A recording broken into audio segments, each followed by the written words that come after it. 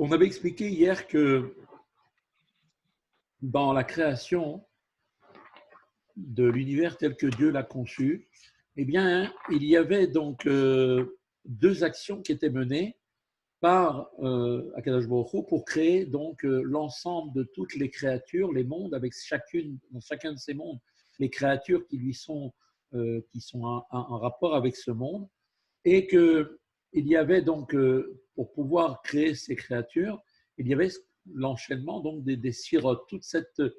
Tous ces sphirotes qui sont au nombre de 10 sont en fait des manifestations de Dieu, de manière à pouvoir créer en fait chaque entité de manière à la fois au niveau matériel, c'est-à-dire créer donc le réceptacle, le corps si vous préférez, de chacune des créatures, mais aussi de animer chacune de ces créatures en lui donnant donc la vie.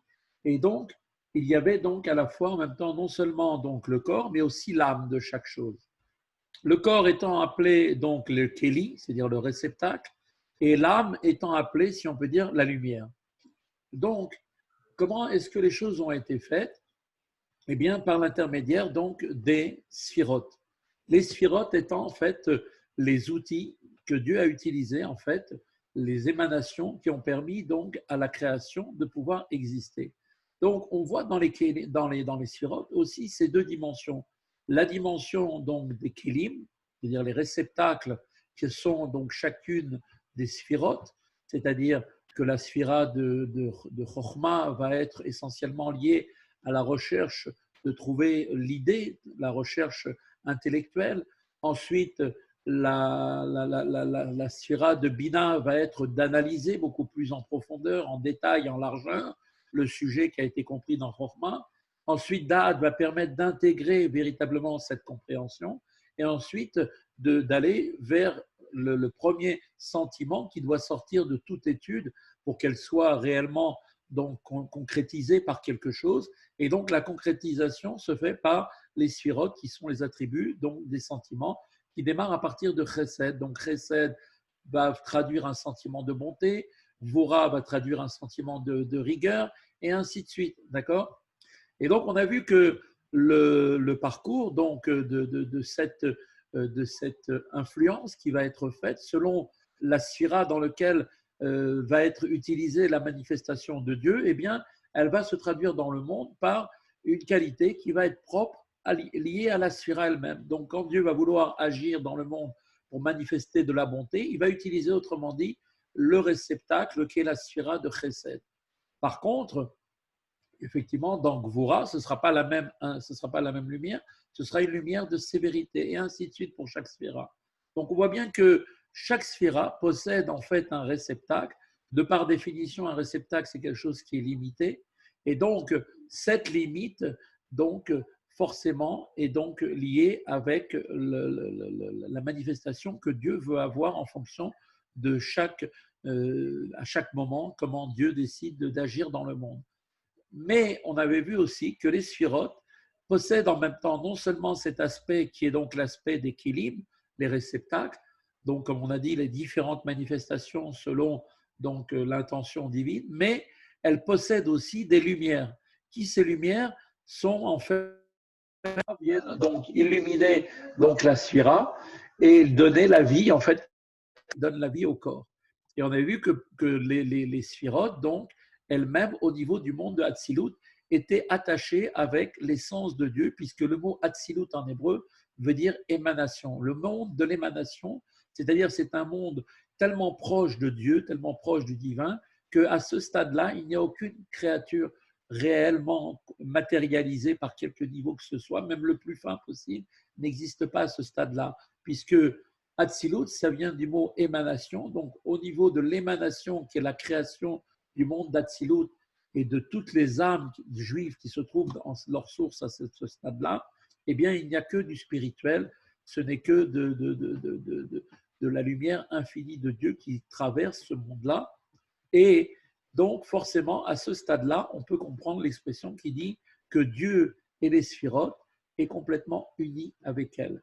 Donc ensuite, on dit aussi Dieu, comme dit le Zohar, Dieu et ses réceptacles est uni aussi à eux. On parle de quel réceptacle? Des réceptacles du monde de Hatzilut. Puisque à ce stade-là, les réceptacles des sphirotes bien qu'on parle de réceptacle, c'est encore de la lumière, une lumière un peu moins fine, un peu moins spirituelle, si on peut dire, que les lumières elles-mêmes, mais ça reste quand même de la lumière. À partir de quand commence véritablement l'existence à proprement dit de ce monde et des créatures qui commencent à peupler ces mondes? C'est à partir du monde de Bria. Et là, à partir de là, effectivement, on a une autre dimension, puisque Bria en hébreu veut dire création. Donc, à partir de Bria commence réellement le processus de la création, comme le Rav Mourazaken va nous expliquer, qui est une création à partir du néant, ex nihilo. Donc, il n'y avait rien, et d'un seul coup apparut toute la création, comme on a vu, donc Bereshit, Bara, Elohim et Hashamayim vet haaretz. Au commencement, Dieu, Bara, a créé le ciel et la terre, c'est-à-dire qu'il a fait apparaître à partir du néant total tout ce qui représente le ciel et la terre, donc avec toutes les créatures qui vont bien évidemment donc habiter les cieux et la terre. Ensuite, il y a eu après un niveau beaucoup plus bas, où il y a eu une création à partir de cette création. Donc c'est une création yesh mais yesh, à partir de quelque chose d'existant qui était la première matière qui a été créée à partir de Bria, a commencé une autre forme de création, où là on a commencé à former, donc mettre à partir de cette matière très fine, on a commencé à donner une existence et une vitalité à chaque créature qui a été donc dessinée selon sa particularité. Et ainsi de suite. Ensuite de Yetzira, on est arrivé au monde où on les a fait devenir réels, concrets. Donc il y a eu matérialisation, effectivement, vous voyez, donc il y a eu une progression depuis la lumière infinie de Dieu qui a émané dans le monde d'Atsilut, qui ensuite a commencé à créer une matière première, qui était cette matière première venue à partir du néant, une matière donc, qui comporte en elle la matière première de toutes les créatures. Ensuite, il y a eu le monde de Yetzira pour donner existence à toutes les choses, les mondes ainsi que les créatures, formées chacun, puisque Yetzira, ça vient du mot Tsira, qui veut dire dessiner, donner une forme à chaque chose. Donc cette matière informe a pris forme. Et ensuite, il y a le monde de Asiya, notre monde à nous, dans lequel les choses se sont matérialisées.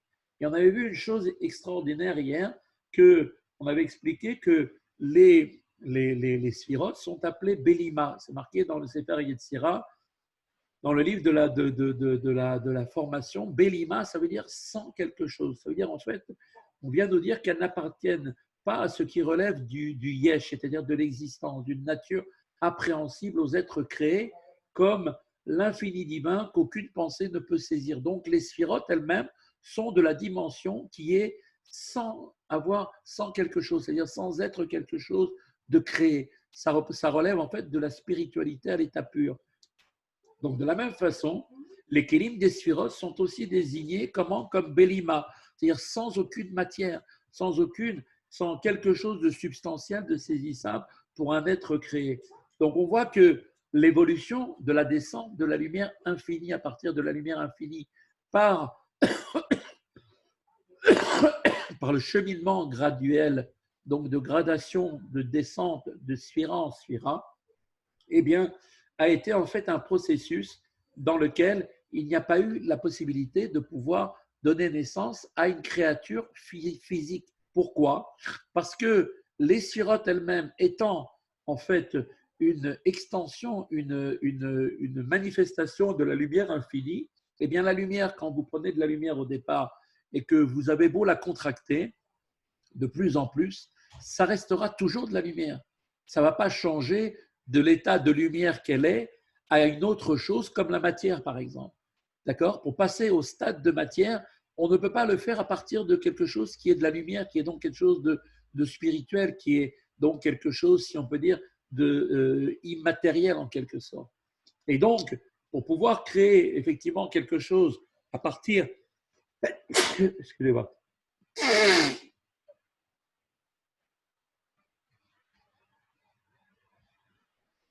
Et donc, à l'appui de ce qu'on vient de dire maintenant, c'est que les kélim qui correspondent au niveau des sphirotes, quand on parle de kélim, là-bas, on ne parle pas de réceptacles comme nous l'entendons, des choses, sous-entendues, des choses matérielles. Non, on parle de lumière, qui est une lumière peut-être un peu moins moins fine que la lumière elle-même qui est à l'intérieur des sphirotes, mais elle reste quand même aussi de la lumière.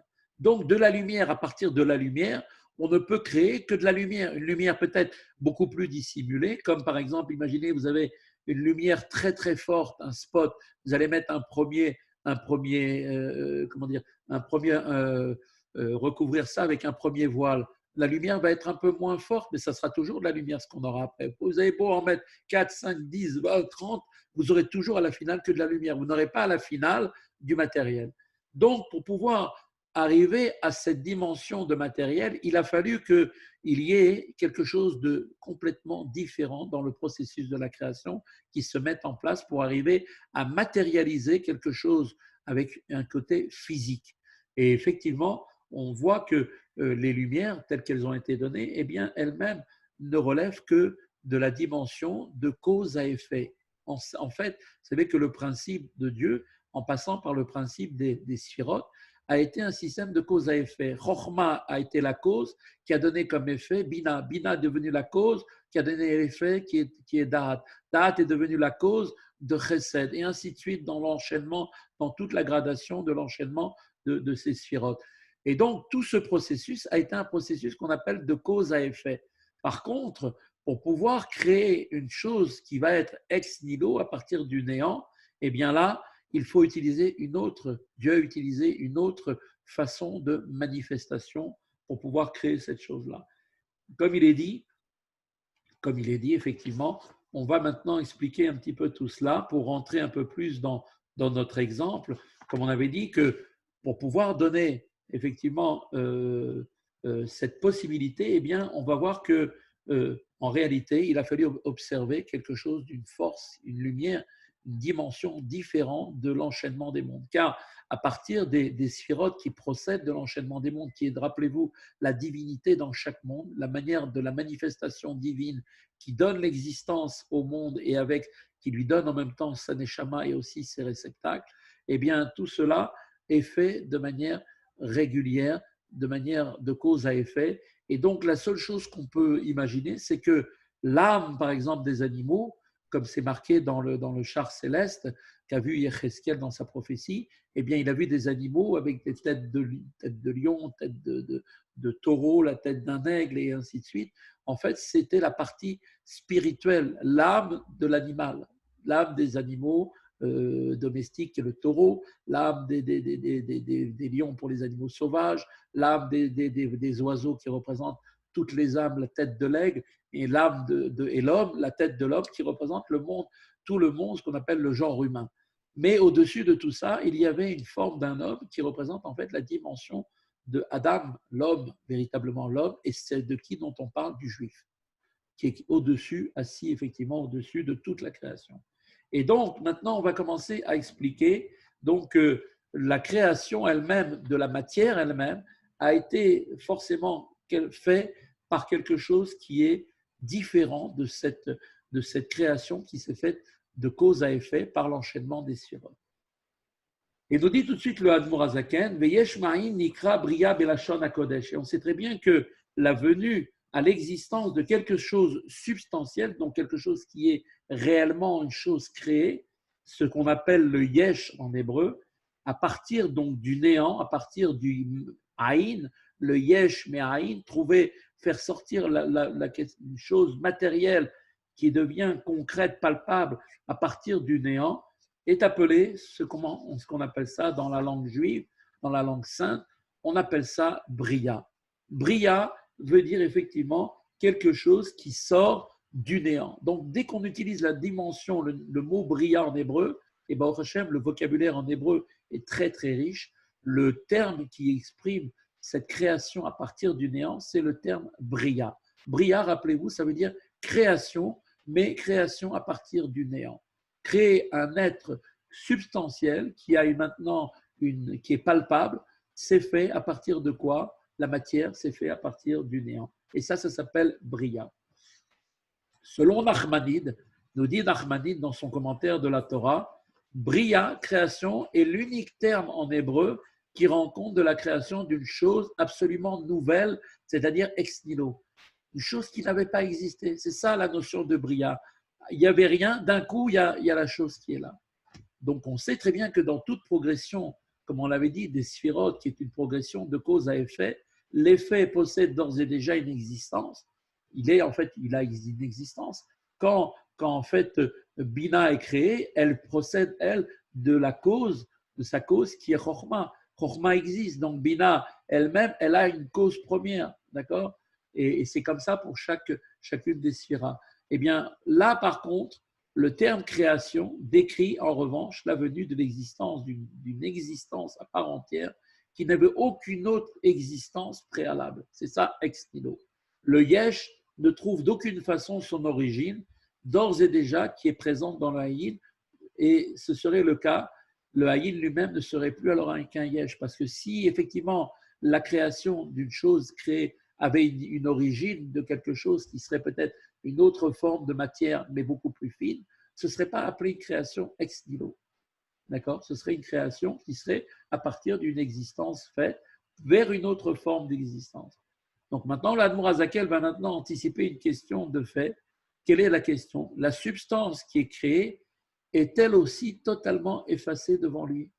C'est ça la question. C'est-à-dire devant la force divine qui l'amène à l'existence, est-ce que la substance qui est créée, cette substance à partir du néant, est-ce qu'elle est annulée devant Dieu à la manière du rayon du soleil se trouvant dans le globe solaire? Vous vous rappelez qu'on avait donné l'exemple du soleil et on sait très bien que le soleil étant la cause du rayon, qui est le rayon du soleil, cependant on avait dit que quand le rayon du soleil se trouve dans le globe solaire, eh bien il n'a plus d'existence, il est annulé. Est-ce que là, ici, on veut faire référence à cette image-là pour essayer de comprendre un peu mieux ce qu'est la création ex nihilo? Est-ce que cette création ex nihilo est comme le rayon du soleil qui est créé, si on peut dire d'une manière spontanée, à partir du luminaire qu'est le soleil, mais quand il est dans le soleil, il est annulé ou non? Pareil ici la question. Pourquoi alors maintenant soutenir que la création n'a pas eu lieu sur le mode d'une évolution de cause à effet, comme on avait dit, d'une relation de cause à effet par le cheminement d'une sphère à l'autre? D'accord? Et pourquoi est-ce que cela n'a pas eu comme effet ce système de cause à effet par la gradation des sphérotes, a donné une existence séparée de sa cause dans laquelle ils se font? La question est posée. Alors la réponse, c'est que chaque être créé, est-ce qu'il n'est pas complètement annihilé devant la source divine qui le donne l'existence de manière continuelle et se trouve en lui et l'amène à l'existence? Parce que l'existence de la matière, c'est le néant. Et qu'est-ce qui fait que la matière continue d'exister? C'est parce que à chaque instant, comme c'est marqué, Dieu recrée l'ensemble de l'univers au niveau de la matière. Donc la matière est renouvelée à chaque instant. C'est ce qu'on a un peu appréhendé par la force atomique qui existe dans chaque chose. Eh bien, c'est parce que cette force atomique se trouve que, en fait, ce qu'on appelle la force atomique, c'est en fait la lumière divine qui fait créer les choses à partir du néant. Est-ce que cette chose qui est créée maintenant, qu'on appelle la matière, de la manière dont nous la définissons, parce qu'elle est palpable, parce qu'on la voit, est-ce que cette matière est-elle complètement annulée devant sa source divine qui se trouve en lui et qui l'amène constamment à l'existence? Alors maintenant, l'Admor Azaken va répondre à cette question en nous disant la chose suivante. L'Admor Azaken répond à cette perception correspondant en fait à la connaissance divine. Qu'est-ce qu'on dit? On dit que Dieu connaît les êtres créés tels qu'ils sont objectivement, comme s'ils étaient devant Dieu comme néant, dépourvus d'existence, à l'image du rayonnement lumineux au sein du globe solaire. C'est-à-dire que comme le rayon du soleil dans le soleil n'a pas d'existence, alors on veut dire aussi que les créatures, tous les êtres créés, sont comme le néant devant lui, dépourvus d'existence devant un Kadosh Baruch Hu. En revanche, l'être créé lui-même, la créature que nous sommes, chacun d'entre nous, a bien le sentiment de sa propre existence.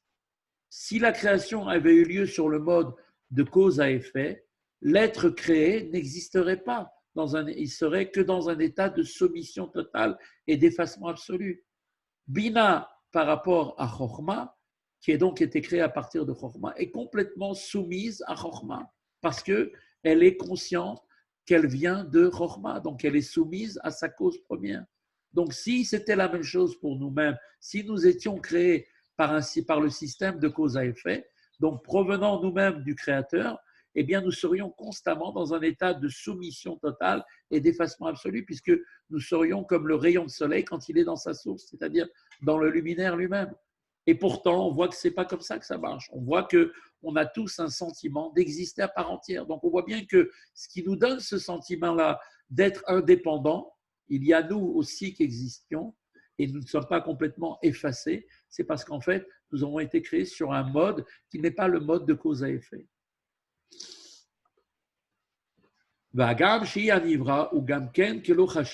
Et bien que le yesh, la partie créée, soit aussi considérée comme rien devant lui, comme il est dit, car tout, y compris le yesh créé, c'est-à-dire toute créature, est compté comme rien devant lui.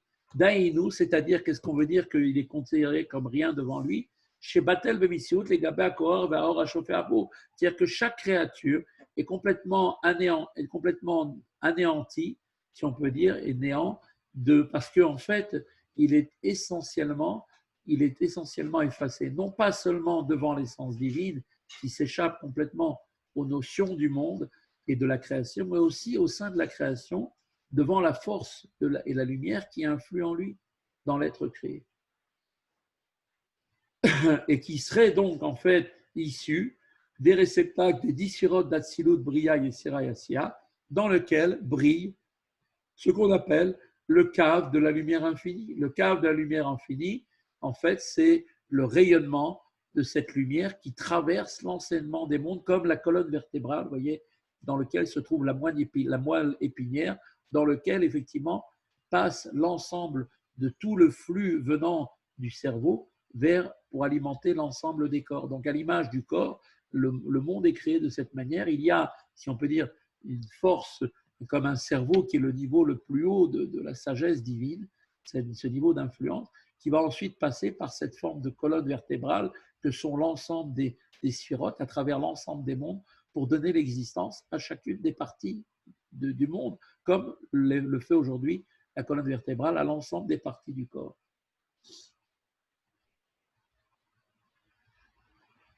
Donc il nous dit, c'est pour cette raison dont on dit que l'être créé est effacé devant lui, même quand il est question de la force vitale qui influe dans les mondes et les amène à l'existence. Pourquoi? Car les réceptacles des sphiros dont est issue la force vitale créatrice, dans ces sphirotes, donc comme la colonne vertébrale, eh bien brille le cave, brille en fait le rayonnement, cette colonne de lumière qui est le rayonnement de la lumière infinie dans les mondes, pour prendre une image, cet effacement des êtres créés et, comme on dit, Kezi Vachemesh Bachemes. Ici, il donne le rayonnement du soleil quand il se trouve dans sa source, dans le soleil. Pourquoi? Parce qu'il n'est qu'une simple, ce rayonnement n'est qu'une simple émanation. Il n'a à sa source dans le globe solaire aucune existence propre. Il n'y a pas de rayon quand on regarde le globe solaire. D'accord?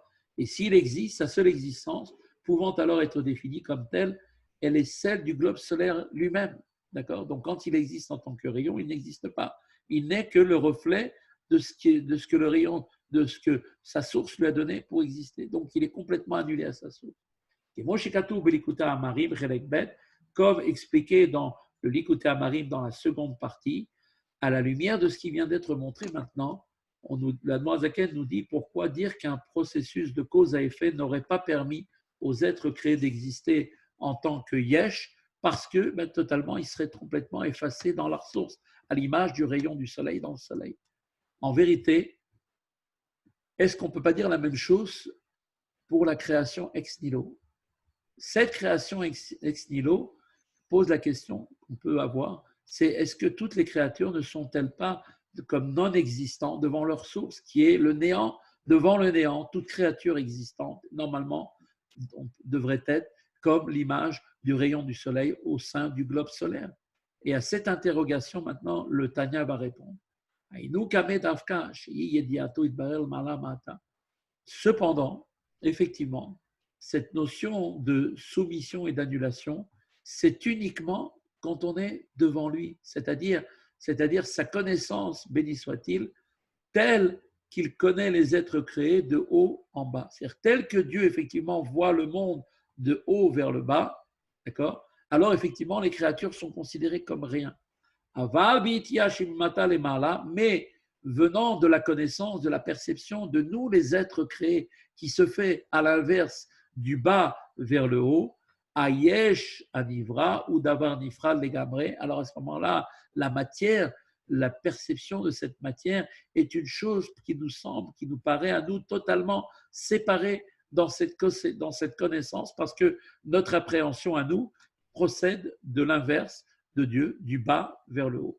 L'être créé, donc, a une conscience de son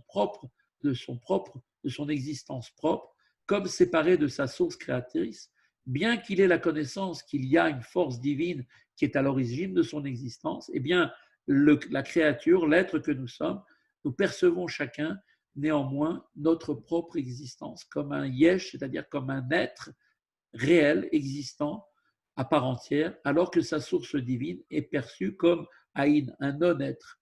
Donc pour nous, ce qui est notre source divine est ce qu'on appellera le néant, la non-existence, qu'on appelle nous la non-existence, qui nous dépasse. Et c'est pour ça qu'on dit que c'est le néant, parce que le néant fait référence à quelque chose qui dépasse notre entendement, alors que nous nous considérons comme étant l'existence. Nous sommes existants, des êtres créés.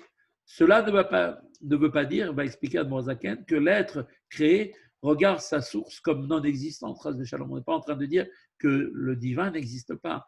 En fait, le terme Aïn, qui veut dire le néant, a une double connotation. Qu'est-ce que ça veut dire le mot Aïn? Premièrement, la définition de Aïn, ça veut dire non appréhensible. Ce n'est non appréhensible. L'être créé ne peut pas, avec les moyens qui sont les siens, appréhender sa source. Il n'a pas les moyens, d'accord? Quand il désigne celle-ci comme Aïn, quand il dit c'est Aïn, ça veut dire c'est néant, ça veut dire que pour lui, ça signifie qu'il est insaisissable. Ça ne veut pas dire qu'il n'existe pas. Ce n'est pas dans la notion de néant, il n'y a rien. Non, néant, ça veut dire néant pour moi, créature qui suis limitée, je n'ai pas la capacité de pouvoir appréhender ce qu'est Dieu. Deuxième aussi connotation, dans le monde de l'être créé, c'est-à-dire dans notre monde, sa source est non existante. C'est-à-dire qu'on est dans ce monde et pourtant on ne voit pas spécialement Dieu. On n'appréhende pas Dieu dans le monde. On voit une nature, on voit une chose qui est créée. Pourquoi? Car la nature de cette existence est totalement différente. Pourquoi on ne peut pas voir Dieu?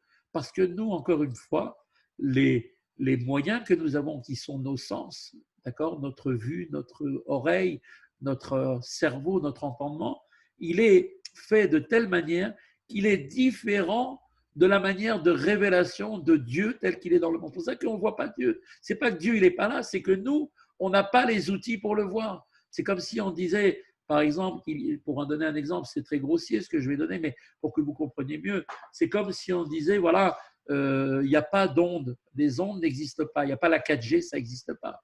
Pourquoi tu ne vois pas la 4G? Parce que tu n'as pas un téléphone qui peut capter la 4G. Mais si tu avais un téléphone qui capte la 4G, tu t'apercevrais que ce que tu ne vois pas, eh bien là, la preuve, c'est que la 4G, elle existe. D'accord? Donc, pareil, pour reprendre un peu cette image-là vis-à-vis de Dieu, ce n'est pas que Dieu n'existe pas, c'est que nous n'avons pas le moyen, nous n'avons pas effectivement l'outil qui permet d'appréhender cette présence de Dieu dans le monde. Mais Dieu est toujours là.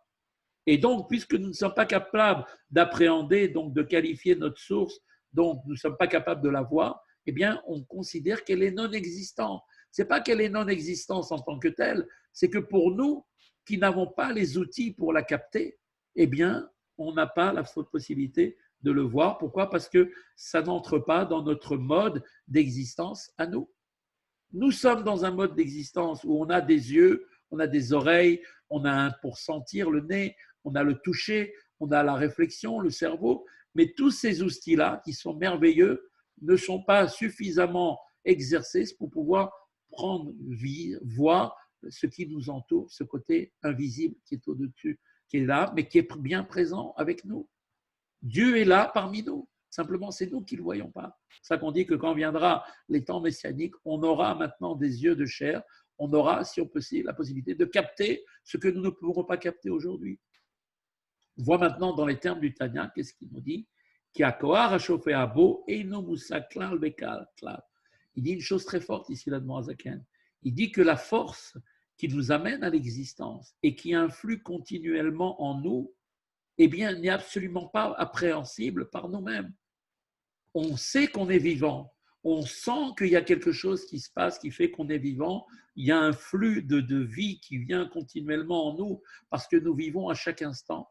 Eh bien, cette force-là qui vient nous influencer, eh bien, on n'est pas capable de l'appréhender parce que nous sommes malheureusement limités. Nous n'avons pas les moyens de percevoir ce qui est véritablement en nous. Donc, de ce fait, maintenant, la créature va donc qualifier de haïn, c'est-à-dire de néant, cette chose que nous ne pouvons pas effectivement appréhender, car elle est totalement extérieure au champ de notre compréhension en tant qu'être créé. Donc, une autre raison pour que cette appellation est, comme l'a dit l'Admorazaken, et va l'expliquer, que cette force existe selon un mode d'existence radicalement différent. Il va nous expliquer l'Admorazaken comment, en réalité, la lumière, comment Dieu, comment le divin est autour, est avec nous, mais il est sur un mode d'existence complètement différent de notre perception. De plus, si on peut dire, il y a une autre dimension à prendre en considération, c'est qu'il n'y a aucune mesure entre l'un et l'autre. Il n'y a aucune mesure de ressemblance entre nous, les êtres créés, qui représentons le yesh, l'existence, qui sommes existentiels, avec une matière, existence qu'on peut palper. Il n'y a aucun rapport entre nous, d'accord? Il n'y a pas de relation, de mesure qui serait relationnelle entre nous, les créatures, et le néant. Le néant, c'est-à-dire notre source spirituelle qui nous fait vivre. L'existence de chacun d'entre nous relève d'une nature complètement différente, si bien que dans la perspective de l'existence que nous sommes d'un être créé, yesh, d'accord, eh bien, on ne peut pas dire que pour nous, le haïn n'existe pas parce qu'il n'est pas pour nous appréhendé. On va maintenant imaginer en guise d'illustration l'image suivante. Par exemple, l'intellect crée une pierre. Oui, prenez cet exemple-là. Le mode d'existence de la pierre serait si distant, si différent de sa source, que se plaçant du point de vue de la pierre, il reviendrait strictement la même chose que de dire qu'elle a été créée par l'intellect immatériel ou par le néant. Pourquoi? Parce que quelle différence, quel rapport y a-t-il entre une pierre et l'intellect? Aucun.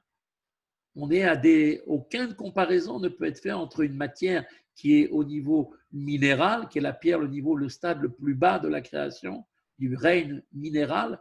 Quel est le rapport entre le monde minéral et nous, et l'être, et notre intellect, l'intellect qui aurait créé cette pierre? En effet, l'intellect est totalement absent du mode d'existence de la pierre. La pierre elle-même, elle n'a même pas conscience que c'est l'intellect qui l'a créée. Pourquoi? Parce qu'elle est à des milliards et des milliards de distance, sans aucune commune mesure avec l'intellect.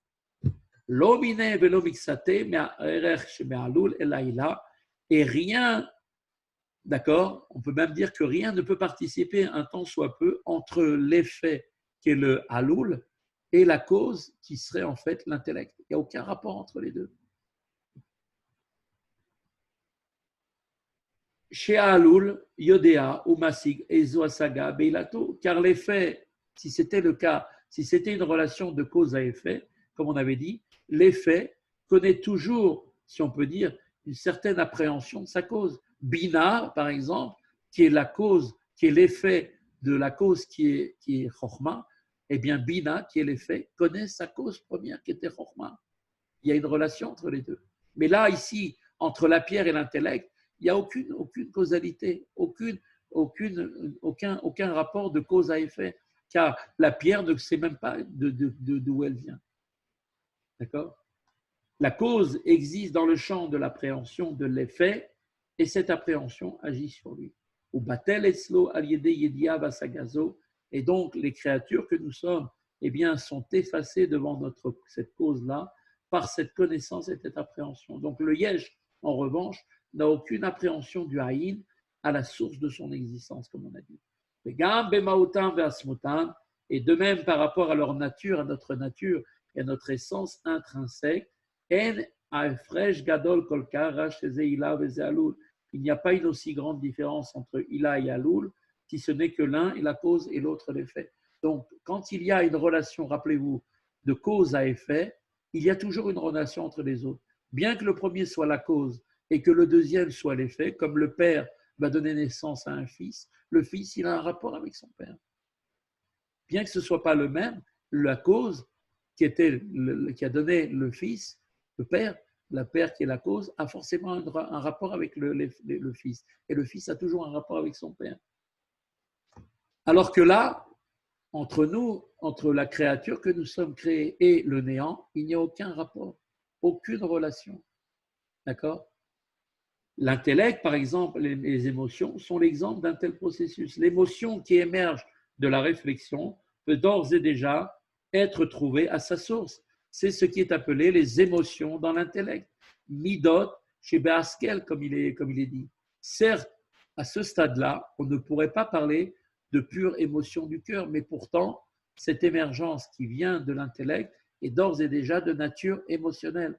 D'accord? C'est-à-dire parce qu'on a compris un sujet en ayant réfléchi sur la grandeur de Dieu, qui nous entraîne ensuite à vouloir aimer Dieu. Donc cette relation, cette réflexion intellectuelle nous a amené à un amour, à révéler un amour intellectuel au départ, qui ensuite va se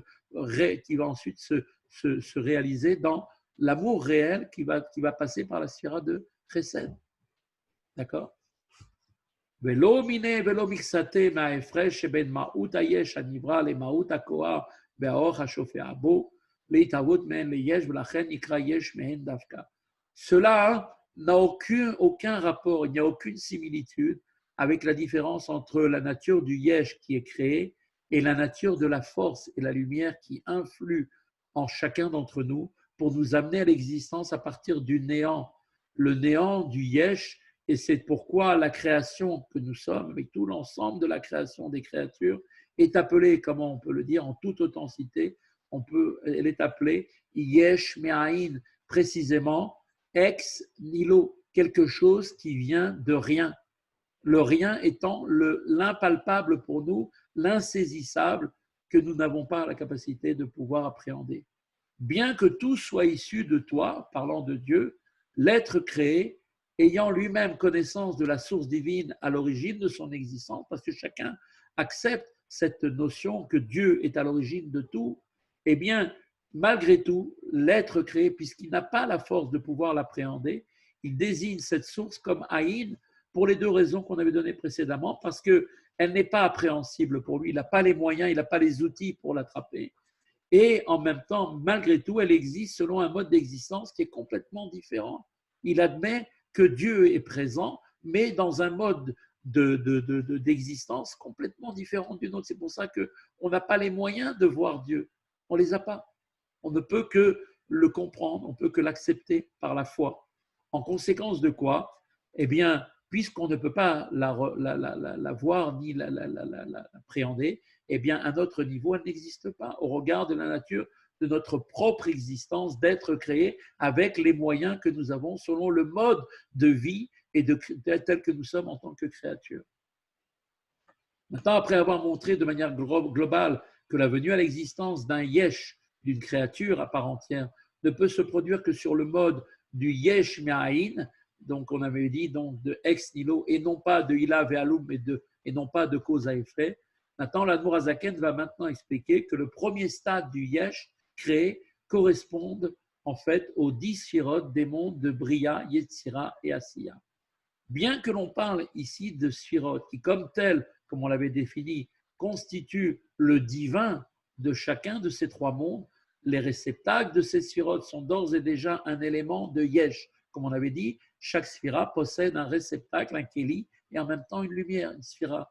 D'accord? Donc son keli, son réceptacle, est d'ores et déjà considéré comme un élément de yesh, c'est-à-dire une créature qui est donc ex nihilo. Cela est vrai dans le monde d'Atsilut, si ce n'est que les réceptacles sont un yesh à Nehetzal. C'est en fait, là-bas, par contre, dans Hatzilut, la différence, c'est que les Kélim des Sphirot sont du niveau de ce qu'on appelle une existence, une émanation plutôt qu'une création. C'est ce qui explique effectivement que là-bas, elles sont complètement soumises et annulées au Créateur, alors que quand on commence à parler du monde de Bria, les 10 Sphirot qui sont dans Bria ont des réceptacles qui eux-mêmes sont des créatures, ils sont appelés des véritables créatures. Rabbi Shneur Zalman m'a maintenant expliqué la venue à l'existence du Yesh en tant qu'existence séparée et qui dérive principalement de Malchut d'Atsilut. C'est spécifiquement dans cette sphira que s'exprime la qualité infinie de l'Ensof à créer ex nihilo. Voilà, on parlera de tout ça demain si Dieu veut. Donc, ça fera l'objet de.